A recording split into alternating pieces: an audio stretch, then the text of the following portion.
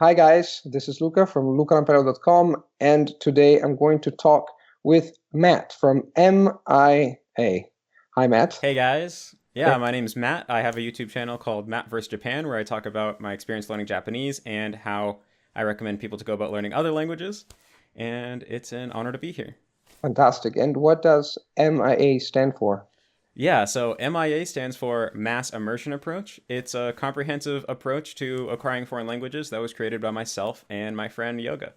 Fantastic. So, ready to go. I've prepared a list of questions for Matt. Probably some of my audience, somebody already knows Matt, who speaks very fluent Japanese. I've seen your interview with Steve Kaufman, who's another linguist and polyglot, and I have a, compared to you, I have a smattering of Japanese, but I could definitely tell your Japanese was sounded and was fantastic. So Oh, kudos thank to you. you on that. So let's get to it. The first question here is, what were your initial reasons for learning Japanese? Did they stay the same over time, or have they changed as you've grown with the language? Yeah, so I very first became interested in Japanese when I was a freshman in high school, when I was in ninth grade. And up until that point, I had no interest in learning foreign languages. In fact, I was failing my Spanish class that I was required to take. And really, if you would have asked me at the time, why did I one day become so interested in Japanese? I don't think I would have been able to give you a good answer. I was just watching Japanese anime, and in a way, it was love at first sight. As soon as I started listening to the language, there was just something that sounded so elegant about it and something that just really drew me in. And so, in a way, there was no real good logical reason. Mhm. And in hindsight, now that it's been almost 10 years since I initially started learning Japanese, I've done a kind of some psychoanalysis on my old self. And I think there was a little bit of it being attracted to how exotic Japan seemed and even some wanting to escape my own culture. But I don't know how aware I was at the time. But anyway, yeah, as time went on, I definitely kind of grew out of my initial motivations. And it really just became a matter of just feeling like at a certain point, Japanese culture and the Japanese language had become a part of me, and it just felt natural for me to continue to study and want to improve. And once I really felt that Japanese was going to continue to be a part of my life going forward, then I knew I had to get really good because I was going to be spending a lot of time with it. So I wanted to, be able to be really functional in it.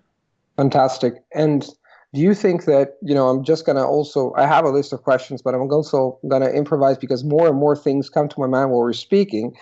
So, do you think that learning Japanese to the level you've learned Japanese has changed you as a person and the way you see the world? Because I have a friend of mine, for example, he's Italian. He lived in Japan for 10 years, and he acts like a Japanese. He's Italian, but he shows this kind of kindness that sometimes we Westerners have forgotten. It's not just a matter of kindness, but he shows a number of traits that is really surprising. It is as if Japanese had changed him inside. It's not just like he speaks another language. So did something like that happen to you as well? Yeah, I think it definitely has. I mean, I've spent so much of my adult life interacting with Japanese and with Japanese people that, yeah, in a way, I think it's a huge part of me. It's a huge part of the way I see the world. And of course, there are a lot of typical Japanese traits and pieces of Japanese culture that I think I've absorbed. But more than anything else, I think just having the contrast of how different cultures can be has really given me a more experiential understanding of cultural relativity, and that has totally changed the way I see my own culture because I understand a lot of the ways that we interact within our culture and a lot of just the norms and beliefs. They don't have to be that way. In a way that they might even be arbitrary. And so I think that is a huge asset that I have, and I don't think I would have been able to ever have this perspective without having that experiential access point to a totally different culture. Do you also speak other languages, or do you want to learn other languages? Yeah, I've been studying Chinese, like Mandarin Chinese, on and off for a while, Mhm. and I really want to take it further, but I think uh, I struggle just because I've spent so long being pretty comfortable with Japanese. It's really hard to put myself back in the shoes of a beginner, and there's also parts of me that still want to improve my Japanese even more. I feel like it's never the process is never completed. So, but it is still definitely something I'm hoping to take further in the future. Fantastic. Well, they say, for example, that Mandarin Chinese is one of the most difficult languages in the world. I think the Japanese, is pretty tough itself. I didn't, in my own experience, I didn't find Mandarin Chinese to be that difficult. Truth be told, there are difficulties in learning Asian languages or some late Asian languages. For example, Mandarin Chinese has tones that are difficult to learn, but I think the syntax and the way you formulate and form sentences and thoughts is not as complicated for a Westerner or a person who speaks English or French or Italian, because Japanese is a completely different structure. It's not just a matter of structure; it's a way you form thoughts that is different. That's tough. So I'm always in awe of people who speak Japanese fluently. Okay, on to the next question. When you started learning Japanese, how and why did you settle on immersion as opposed to any of the other popular language learning methods? Did you try something else first and then you decided to go for immersion? Yeah, well, so actually, for the first 2 years that I was studying Japanese, I was taking a very typical traditional language learning approach of just taking classes at my high school and going through normal textbooks and maybe watching a few how to learn Japanese YouTube videos. And so at the time, I wasn't thinking very deeply about the process of learning a language or thinking about methodology or anything. It was kind of just like, oh, you want to learn something, you go to school, because that was what my culture had taught me. And I went to Japanese class at my high school. I transferred into the Japanese. I was lucky that my high school had Japanese classes. And so I transferred out of Spanish into Japanese halfway through the semester through begging the teacher to let me. And over that summer, I even went to my local community college and took the second year's worth of Japanese on my own. And then when I came back on my second year of high school, I was taking the third year, and I was doing the best in my class because I studied the most because I loved it so much. And I found the classes very fun, actually, although a lot of people really don't enjoy classes. But at the end of 2 years of studying Japanese in this traditional way, I really didn't have very much to show for it. I couldn't understand natural Japanese conversation or Japanese TV shows. I could only express myself by thinking in English and taking a lot of time to translate each of my thoughts into unnatural Japanese. And so I wasn't really achieving the results that I wanted. And then I came across this blog called All Japanese All the Time, which I've was, heard of it. I've heard of it.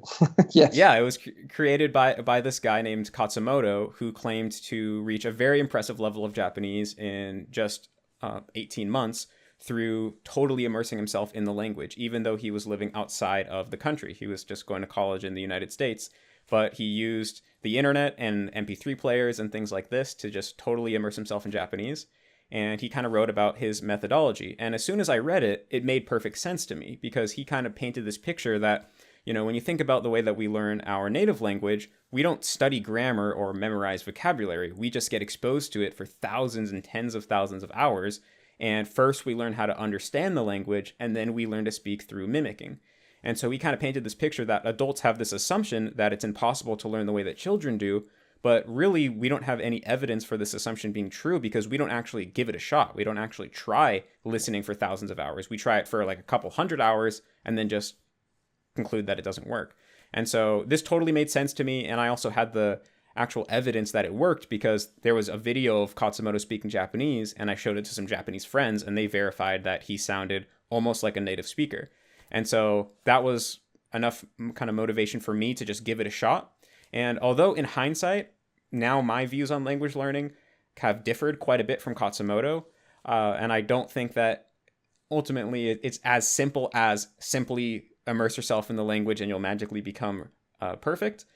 But definitely, I think immersion is the key to reaching really high levels. And yeah, really, really lucky I stumbled upon that site when I did. So interesting. You said that your vision now differs a little bit. In which sense? What changed? What are the realizations that you have, you've come to when it comes to learning, acquiring a second language? Yeah, so I would say that fundamentally, if you read the original All Japanese All the Time website, Katsumoto is basically presenting this idea that when it comes to language learning, the brain of an adult is completely equivalent to the brain of a child. So if you completely replicate a child's process, you will achieve a child's results.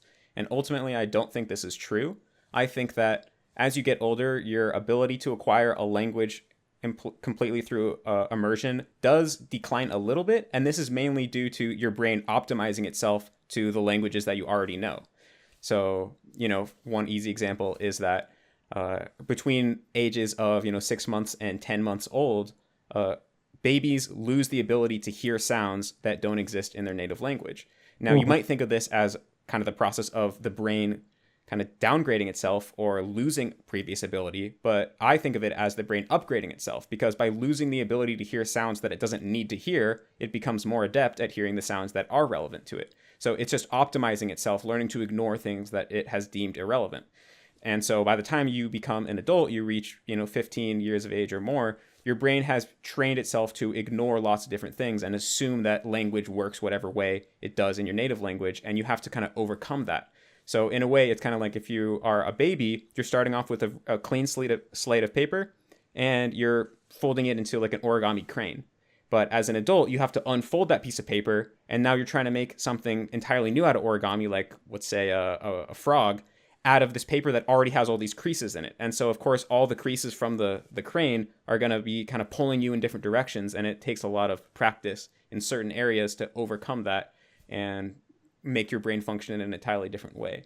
And so I think that, like, for example, I think this was on some of the questions you sent me a little later on, but it's kind of relevant now. I think that one of the things that immersion won't necessarily be a fix-all for it are aspects of a foreign language that differ from your native language, but also aren't completely necessary for communicating in that language. Hmm. So, for example, for a lot of people who learn English as a second language, they might struggle with things like articles. And I think the reason for this is that they don't have the type of articles that we have in English in their native language, but also you can kind of get away with ignoring articles both when you're listening and when you're speaking, and it won't necessarily be an impediment to communication. So, in a way, the brain starts off from this position of assuming that articles aren't a thing because that's what the conclusion it came to through its native language.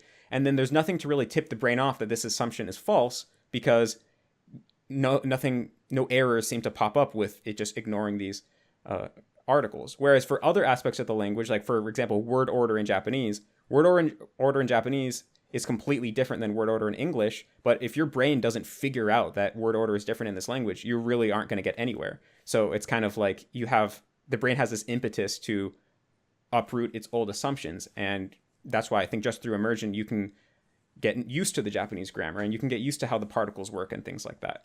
Hmm. And so I think it's ultimately a matter of learning everything you can naturally through immersion and then looking at what little bits and pieces did your brain miss and maybe studying up on those a bit and then training your brain to notice those things when you immerse in the language. So, if I got it right, what you're saying is that if you immerse yourself to the language, a language that is very different from yours, for example, like Japanese and English, immersion in and of itself does not suffice, is not sufficient in order to understand the nitty gritties or the nooks and crannies of the language. Is that correct? Meaning, Yeah, okay, if you want to I reach could, perfection, yeah. it's, of course, I guess that like me, you want to speak languages really well. So it's not just a matter of speaking a language. I think there's a point where you can speak the language fluently. You can get your point across. You can live. You can function within a society. But another thing is speaking like an almost like a native and getting all the cultural references and the small nuances. That's a different ball game. That's a different world. Okay, very good. Yeah, but So one other point to make on that though. So yes. I do, just like you said, I definitely think that immersion alone, if you're just sitting and getting exposure, it's going to take you to a level where you're pretty comfortable, but not to the level where you're functioning just like a native is.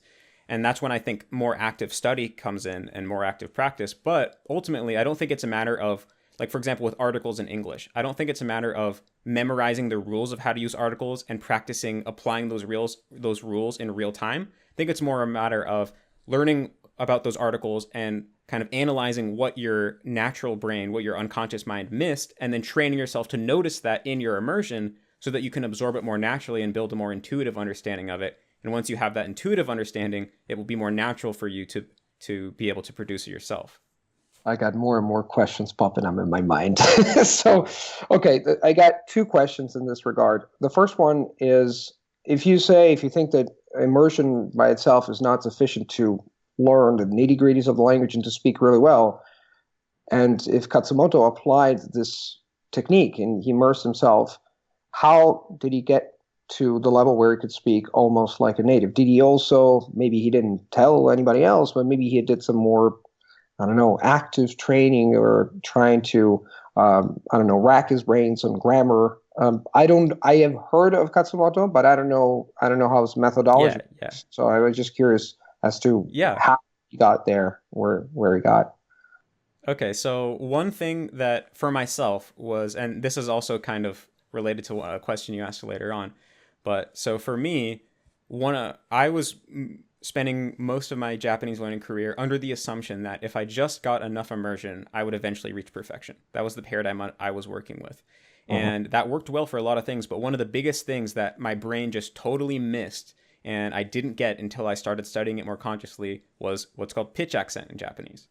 So pitch accent in Beautiful. Japanese Yeah. is Yo, please explain it. I love it. yeah. So it's kind of similar to tones in Mandarin Chinese, except instead of functioning on a per syllable basis, they're functioning on a per word basis. So basically, every word in Japanese has a pitch accent, and which is basically the ups and the rises and falls in pitch that you have to pronounce that word with. And if you get that wrong, it can either change the meaning of the word entirely, or it can just make it sound kind of funny. It's a lot like stress accent in English, how we say tomorrow, not tomorrow. And Can if you give an I example of a word that changes according to the? yeah, so for example, if you say hashi, that can mean bridge, and if you say hashi, that means chopsticks. Or ame means candy, and amit means rain. But if I'm not wrong, you also have the ga. For example, if you're introducing it, hashi ga, hashi.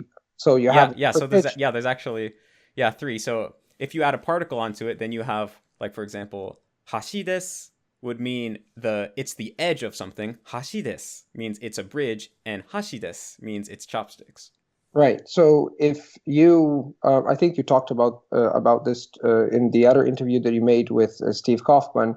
Do you think that you could reach a native-like pronunciation in Japanese without delving into this, without understanding, without being conscious of the so-called pitch accent? So truth be told, Japanese kids never know about, yes, Yeah. maybe learn about pitch accent, maybe in linguistics if they attend linguistic lectures later. So they don't need to know about that. But do you think that as an adult, learning a second language, learning Japanese as a second language, you need to know that in order to speak like a native?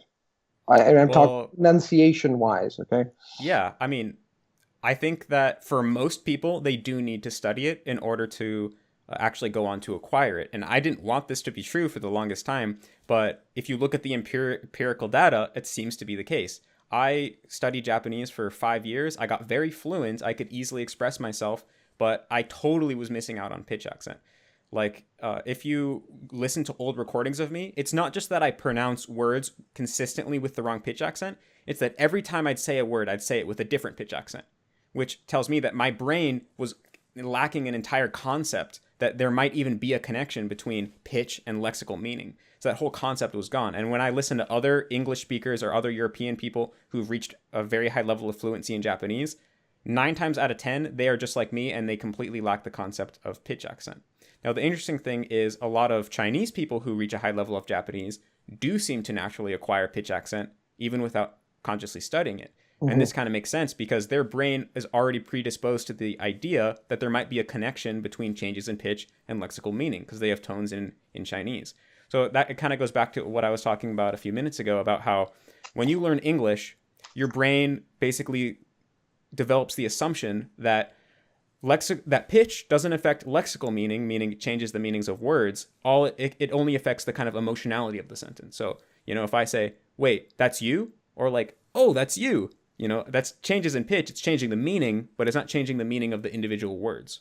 And Sure. so your brain just learns to say, oh, I guess there's no such thing as connections between lexical meaning and pitch. And so it just stops looking for it because looking for something that's not there is a waste of time. Then you go to Japanese, you carry over this assumption. And the thing is, unlike tones in Chinese, you can get away with ignoring pitch accent in Japanese because even if you mess up the pitch accents of words, you can still, Japanese people most of the time can still infer what words you're trying to say from the context.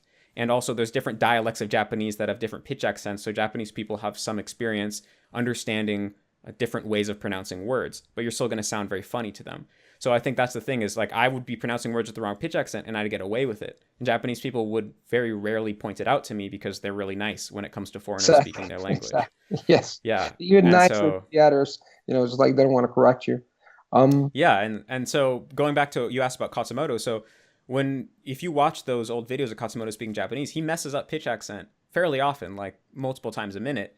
But the thing is, Japanese people are so nice when they're giving feedback that they exaggerate like 5 levels above where you really are. So if you know like 5 words in Japanese and you just do a basic self introduction, they go, "Oh wow, you're so good at Japanese! Like I'm impressed." And when you are actually fluent, they say, "Oh wow, you're better at Japanese than Japanese people." But it's it's true. not true. It's just their culture and their way of complimenting you. What they really mean is, "Yeah, you're pretty good." Absolutely. Uh, Okay, so if you got this feedback from the Japanese, which was not very, which is great for your ego maybe, but not for your Japanese, how did you go back and fixed your accents? Now, before you reply to that question, I want to say that to me, um, when kids in general learn their own native language, they learn implicitly. That is, they get massive exposure to the language, and their brain figures out different patterns, not just grammar patterns, but also obviously pronunciation slash intonation patterns. They do it implicitly. And adults or adults, they learn the language most of the time at school, for example, in the traditional system, they learn the language explicitly. This goes for grammar patterns as well as pronunciation patterns. I don't know about the United States, but in Italy and in Europe, I've never heard of a specific training in pronunciation. I don't know of any teacher in school, apart maybe from some, I don't know, some classes at university that focuses on a pragmatical, straightforward training in pronunciation, because that's possible. This is what I do. My job is to help people, get better in pronouncing not just the language itself, the acquisition of the language itself, but also the pronunciation and intonation of various languages. And there's two key points here. First, do you think that it's possible for a non-native, so for a foreigner, to acquire native pronunciation in a language, say, for example, in Japanese? And the second one, specific to your case, is since I heard you, I'm not a Japanese, but I can tell you that your accent is on point. That is, you have worked on your accent. How did you go back and learn or fixed the inaccuracies, if you want to call it that, of your pitch accent and your intonation in Japanese?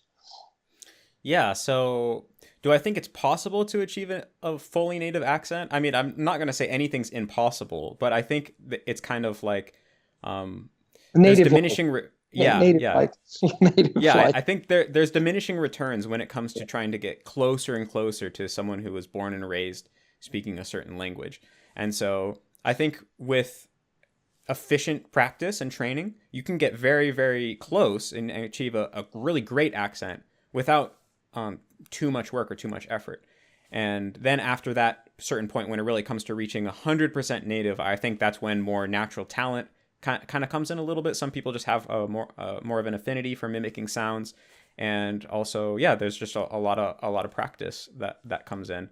And so for myself with Japanese, so What have you like done? We want to know. We want to know. yeah.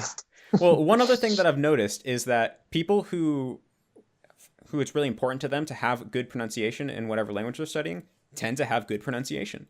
And people who tend to not really care that much if they have a strong foreign accent, they tend to have strong foreign accents. Yeah. And this is separate from any conscious work they do. So I kind of feel that it's like your unconscious mind, it's kind of in sync with your value system. And so if you naturally value having good pronunciation and sounding like the people who you're trying to mimic, then it's just going to naturally be more attentive to the language whenever you're talking to native speakers or listening, and it's naturally going to absorb more of it, and then you're going to be able to produce more of it. Whereas if you don't care about it, then your brain's going to be efficient. It's not going to waste any energy on something that isn't important to you.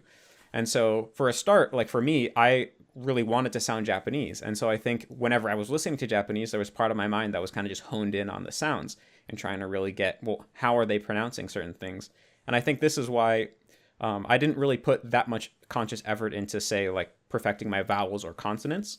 That was something that it seemed to be that after I did get a lot of exposure to Japanese, that once I started speaking, I started to develop that pretty naturally. And I think part of this is that through spending so many hours listening to Japanese and listening very attentively, Yeah. I started to build an intuition for what it's supposed to sound like.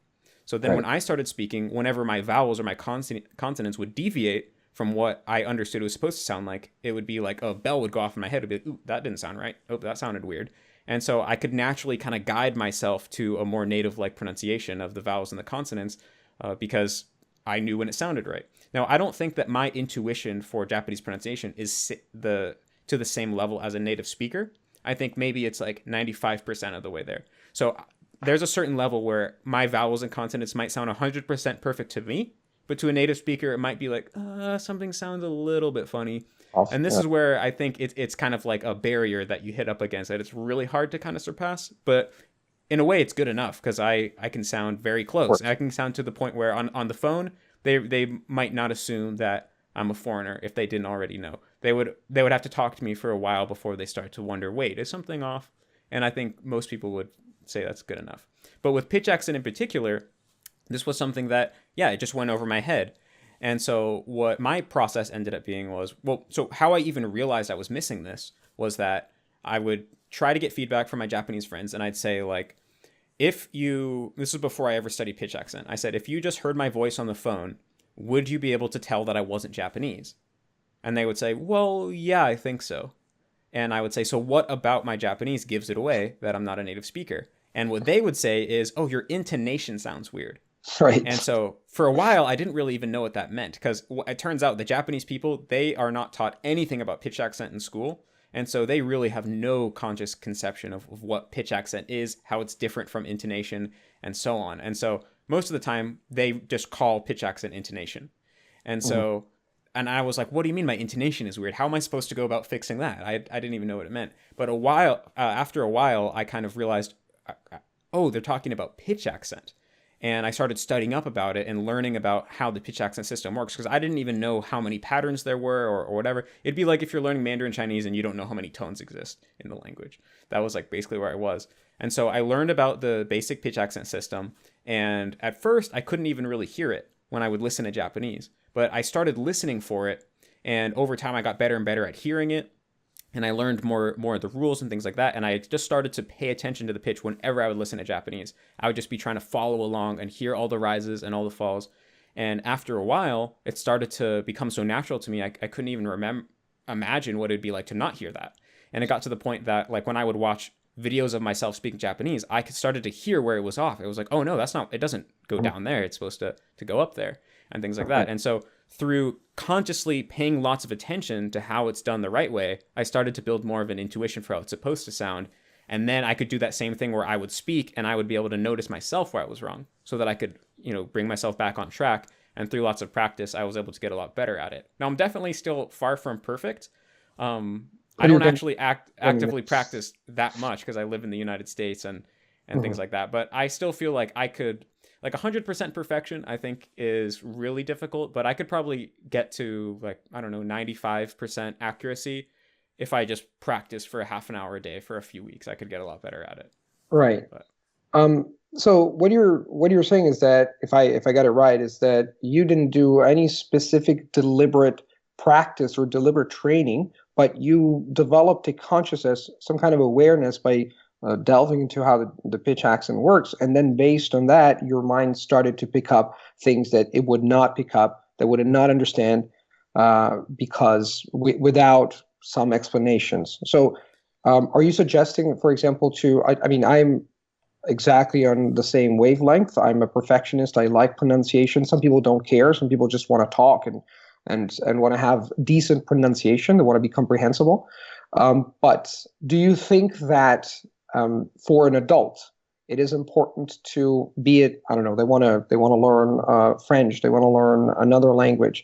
It is important to do some training, some sort of training or some sort of research into pronunciation slash intonation if they want to get really good. So if someone comes and says, "Oh, Matt, it doesn't matter. I'm just going to listen to a lot of French and then I'm going to pick up the accent because that's how some people did it." What would you suggest? What would you say? yeah, I'd say, well, hey, some people can maybe just listen to French and end up with a perfect accent, but Yeah, that's maybe 1 out of 10, 1 out of 100 people. yeah, I it's wouldn't true. bet on that being you if it's really important to you. And assuming that you're not one of those really naturally gifted people, then yeah, I think studying about how the pronunciation system works, how the phonetic system works, is really valuable, but not necessarily because that's going to directly translate into a better ability to speak. It probably will to a degree, but the true value of it is it's going to help you pay attention to the right things. And through paying attention to the right things, that's what's going to really lead to make all the difference. And Okay, so, yeah, and so fantastic. I did do some conscious study with pitch accent, but it was conscious study that allowed me to know what to pay attention to. Because if I was just going to say, okay, I'm going to pay attention to pitch and just try to notice whatever I could, that would have been a lot less efficient than knowing, okay, it's supposed to go down here. Did it go down there? Like, oh, it's supposed to go up here. Oh, this is what the uprise actually sounds like. And so I think, yeah, conscious study is useful to the extent that it helps you hone in on what to pay attention to in native speech. In this regard, two more things come to my mind. Your experience with Japanese is very similar to my experience with Swedish. When I posted my first YouTube video in 2008, I was convinced that my pronunciation slash intonation and intonation were great in Swedish, only to discover that a lot of people were not complaining, but they were just saying, your intonation is off, your pronunciation is off.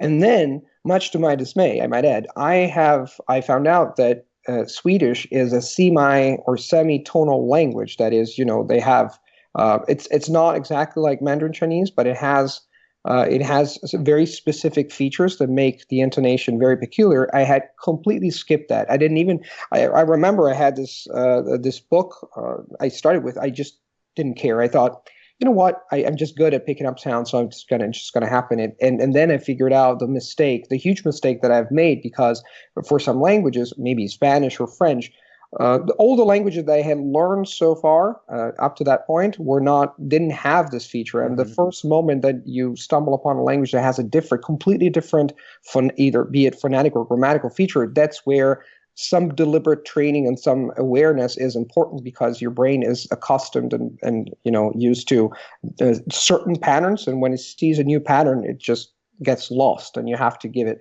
a little. That's where I think kids and adults are different. I don't think that adults are any worse or any better than kids. I just think they learn differently. And so since they have a different circuitry, you can leverage certain strengths of our system or of our brain that kids don't have, and the other way around. So I completely agree with you. Totally. Yeah.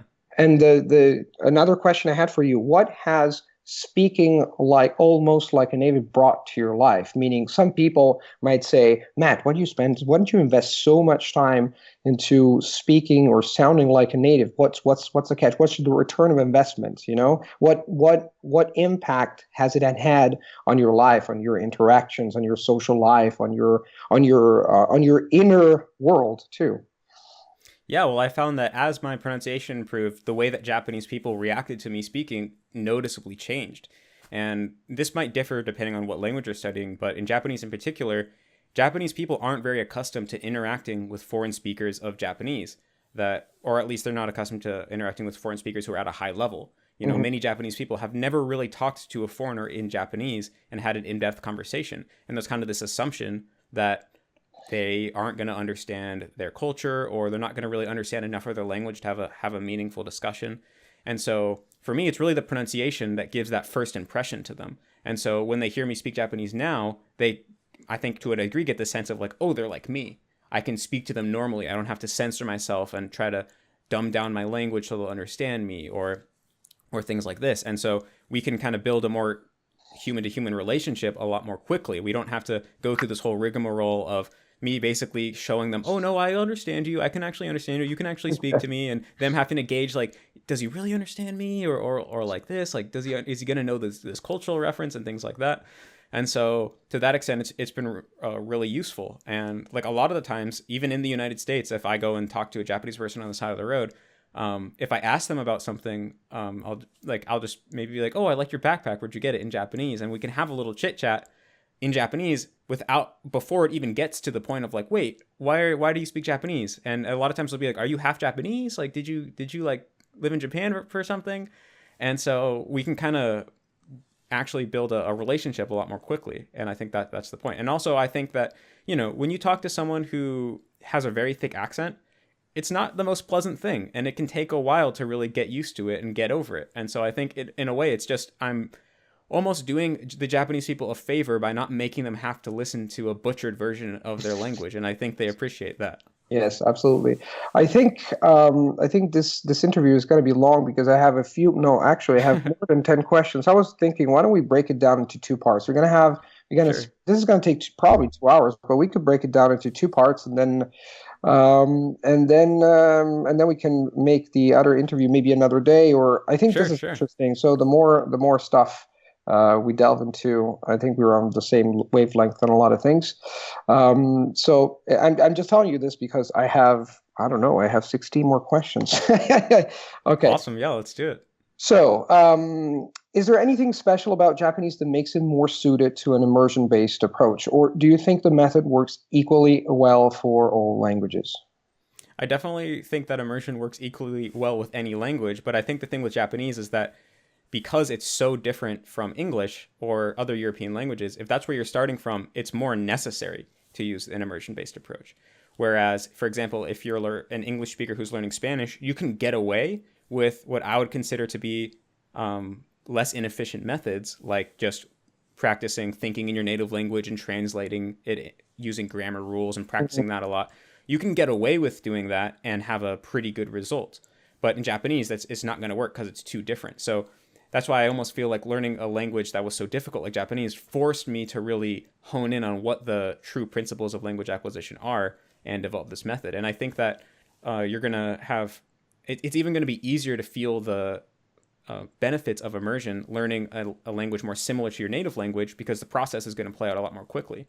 Like if you combined active study with a lot of immersion in a language that's from the same language family as your native language, would say probably in just a few months, you're going to be able to build a really large degree of comfort in that language. And my, friend and business partner, Yoga, that was his experience with Portuguese.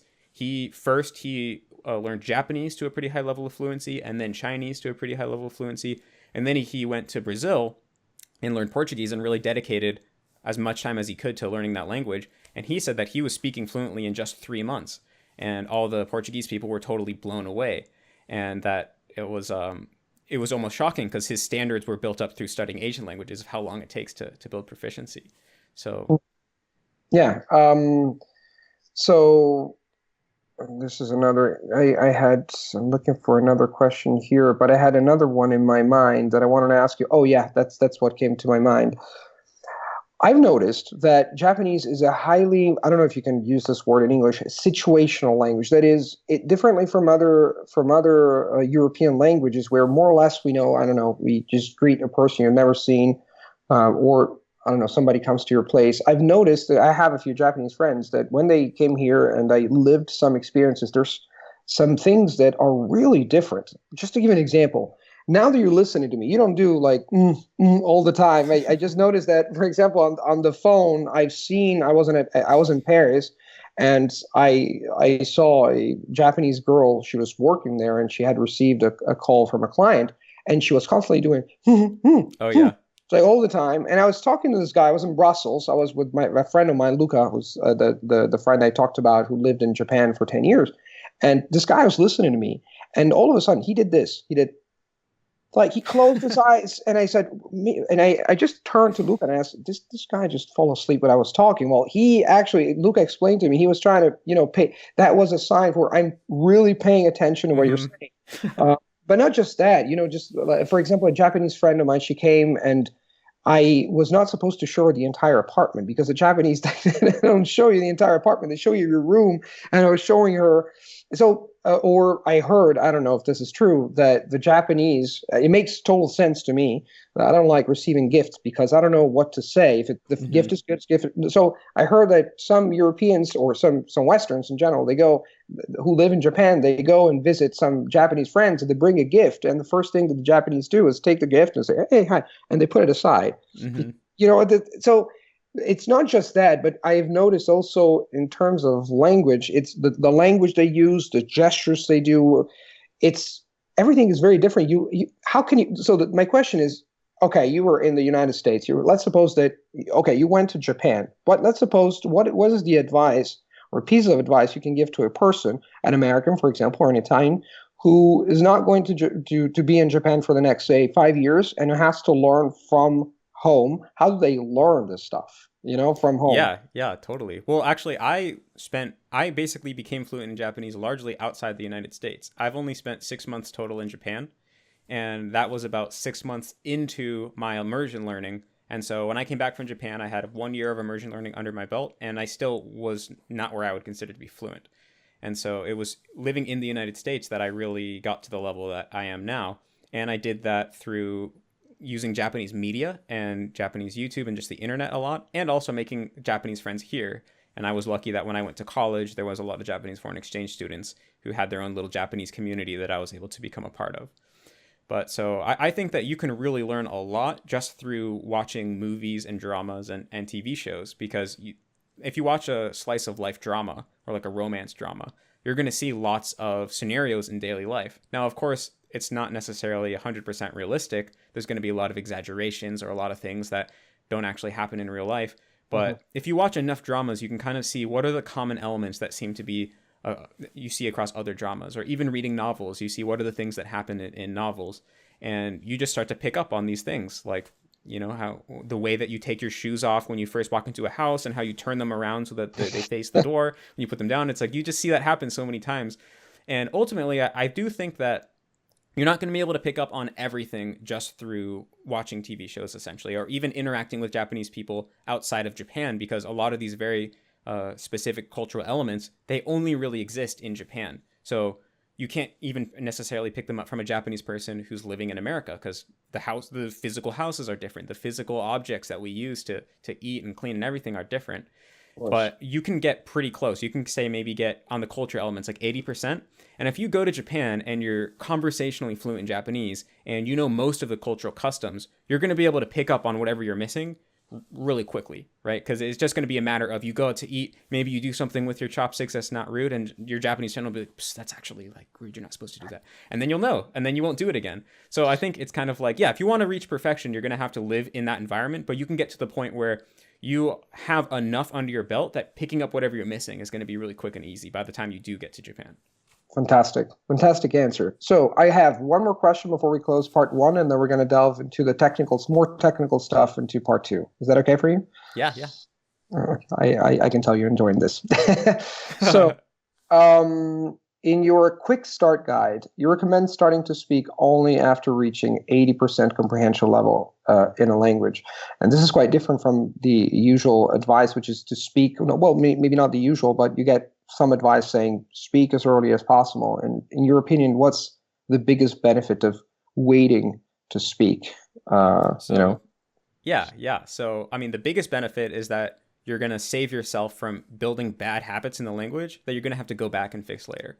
And it's basically the philosophy that it's easier to build a good habit the first time than to build a bad habit and have to go back and fix it, just due to the way that our brains work. But another thing is that basically, like with Japanese, it's just so different that if you just start speaking from day one, what that actually means is that you're going to be thinking in English and using grammar formulas and vocabulary that you memorized to essentially solve a math problem in your head and then speak that out.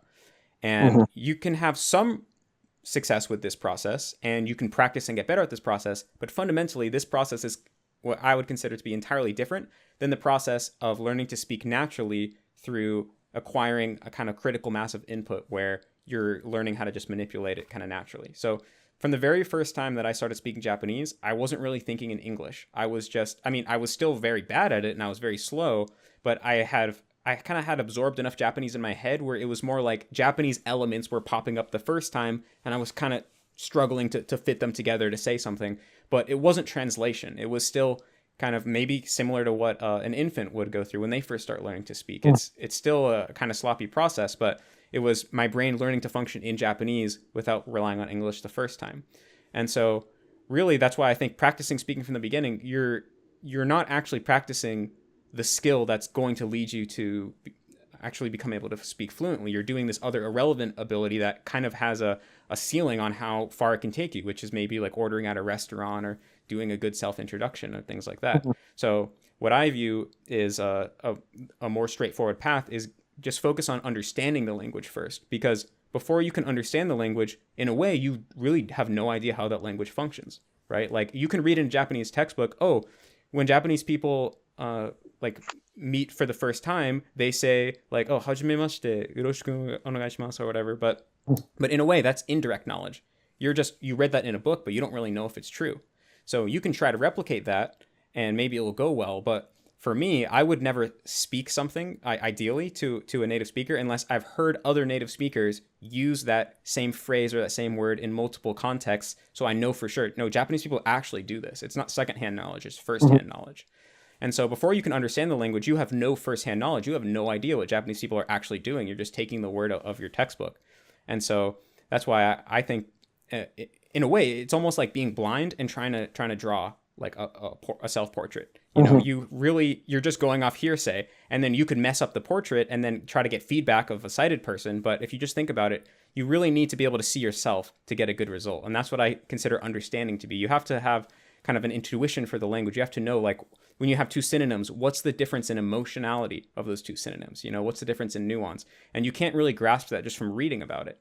So I think ultimately my approach is you focus on understanding and getting the language into your head. And once you have it into your head, you have a little bit of an intuition. Then you can start actually imitating what you've actually seen native speakers do. And also you'll be able to do that process I talked about earlier of kind of steering yourself in the right direction, because you'll have a sense for when you messed up, at least to a certain degree. And this is what will allow you to not make bad habits, because as soon as you make a mistake, you'll have that alarm bell go off in your head, just like in our native language, right? Sometimes I forget to put an S at the end of something that's plural while I'm speaking, but as soon as I do it, I cringe. I'm like, oh, wow, it's going to make me sound stupid. And so it doesn't become a habit. So ideally, you get to that point in your target language so that you can save yourself all the bad habits that you would make if you were just doing that thing I said earlier of thinking in English and translating. Okay, fantastic. So as I said before, this is, I think we can end it there, part one, and then we're going to keep talking about Japanese and language learning in part two. Okay? So Awesome. See you in a bit.